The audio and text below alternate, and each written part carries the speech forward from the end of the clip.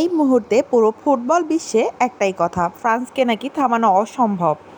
এমবাপ্পের গতি, অলিসের সৃজনশীলতা, দুর্দান্ত স্কোয়াড ডেপথ সব মিলিয়ে অনেকে তাদের ইতিমধ্যে চ্যাম্পিয়ন বানিয়ে ফেলেছে। কিন্তু প্রশ্ন একটাই, যদি এমন একটা দল থাকে যারা প্রতিপক্ষের শক্তিকে তাদের দুর্বলতায় পরিণত করতে জানে, যদি এমন একজন কোচ থাকেন যিনি 90 মিনিটের ম্যাচকে দাবার বোটের মতো খেলেন, সেই দলটির নাম আর্জেন্টিনা। আর সেই কোচের নাম লিওনেল স্কালোনি। আজ আমরা দেখব কেন এই আর্জেন্টিনা ফ্রান্সকে থামানোর সামর্থ্য রাখে। ফ্রান্স কেন এতটা ভয়ঙ্কর?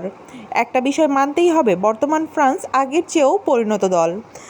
আগে তারা মূলত কাউন্টার অ্যাটাক নির্ভর ছিল, কিন্তু এখন তারা ধীরে ধীরে বল দখলে রেখে আক্রমণ গড়ে তুলতেও সমান দক্ষ। অলিসের মতো সৃজনশীল খেলোয়াড় মাঝ মাঠ আর আক্রমণের মধ্যে সংযোগ তৈরি করেন। অন্যদিকে এমবাপ্পে এক মুহূর্তের স্পেস পেলেই ম্যাচের চিত্র বদলে দিতে পারে। তাই অনেকের চোখে এই ফ্রান্সকে থামানো অসম্ভব প্রায়। কিন্তু ফুটবলে অসম্ভব বলে কিছু নেই। ফ্রান্সের লুকানো দুর্বলতা, যে দলেই হোক না কেন দুর্বলতা থাকবেই। ফ্রান্সের সবচেয়ে বড় প্রশ্নের চিহ্ন তাদের মিডফিল্ড।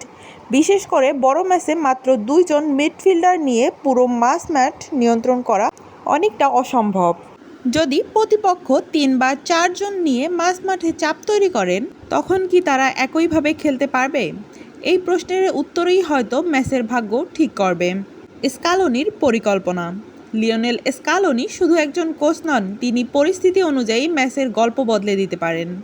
তার দর্শন খুবই সহজ, আগে রক্ষণ, তারপর সুযোগ বুঝে আঘাত। তিনি কখনোই অযথা ঝুঁকি নেন না, ধৈর্য ধরে অপেক্ষা করেন আর প্রতিপক্ষের ছোট ভুলের সর্বোচ্চ শাস্তি দেন। বল প্রতিপক্ষের পায়ে থাকলে আর্জেন্টিনা এক মুহূর্তে 4-4-2 লো ব্লকে নেমে আসে। 11 জন খেলোয়াড় নিজেদের অর্ধে অবস্থান নেয়, ফাঁকা জায়গা প্রায় থাকেই না। অনেক সময় মনে হয় তারা যেন ইচ্ছা করেই প্রতিপক্ষকে বল দিচ্ছে, আসলে সেটাই তাদের ফাঁদ। বল নিজেদের পায়ে এলেই পুরো দলের চেহারা বদলে যায়। ফুলব্যাকরা উপরে উঠে আসে, মিডফিল্ডে ছড়িয়ে পড়ে, আক্রমণ ভাগে তৈরি হয় অতিরিক্ত খেলোয়াড়। মাত্র কয়েক সেকেন্ডেই দলটি 3-2-2-3 গঠনের রূপ নেয়। আর্জেন্টিনার এই দ্রুত পরিবর্তনই প্রতিপক্ষকে বিভ্রান্ত করে। এই ম্যাচে আসল যুদ্ধ হবে মাঠে। এনজো, ম্যাকঅ্যালিস্টার আর ডিপল যদি নিজেদের ছন্দে খেলতে পারেন, তাহলে অলিসের জন্য সৃজনশীল পাস দেওয়া অনেক কঠিন হয়ে পড়বে। কারণ স্কালোনির দল প্রতিপক্ষকে গোলের সামনে নয়, মাঠেই থামাতে জানে। কিন্তু এমবাপ্পেকে পুরোপুরি থামানো হয়তো অসম্ভব, কিন্তু তাকে সীমাবদ্ধতায় রাখা যায়। আর আর্জেন্টিনা সেটাই করতে চাইবে। তারা কখনোই তার সামনে বড় ফাঁকা জায়গা ছেড়ে দেবে না, কারণ এমবাপ্পে সবচেয়ে ভয়ঙ্কর তখনই যখন সামনে খোলা মাঠ থাকে। স্পেস না থাকলে তাকেও সাধারণ খেলোয়াড়দের মতোই দেখায়। এই আর্জেন্টিনা সৌন্দর্যের জন্য খেলে না, তারা ফলাফলের জন্য খেলে। প্রয়োজন হলে 11 জন নিয়েই রক্ষণ করবে, প্রয়োজন হলে সবাই মিলেই আক্রমণে যাবে।